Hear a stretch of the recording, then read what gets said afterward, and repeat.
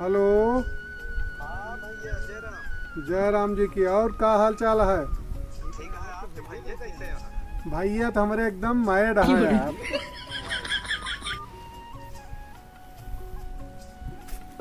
कब भैया हाँ। के आप पूछत रहन है अरे हमारे एक जने दोस्त हैं, फोन कहन का भैया कैसे हैं? कहे तो कहे मैड कहत रहा है। अरे मैड माने हो तो बुद्धिमान बहुत। अच्छा अंग्रेजी बात ही हाँ, आई। अंग्रेजी में बहुत अच्छा। बुद्धिमान हैं भैया हमरे। अच्छा और एकदम सकुशल हैं। अच्छा ये मैड का मतलब होते है। चला बैठा ठीक तो है। ही आओ तो ही 2 हाँ मिनट में। जा जा जा।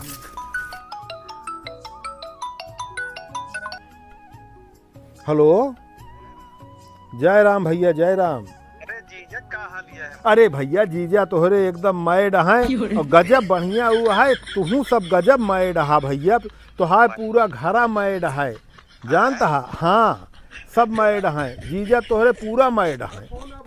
भैया तोहरे ससुररिया से आया है। का भा का अरे वह तो बताए रहे ना कि मैड माने बुद्धिमान, तो वह हम कहे कि सब मैड हैं।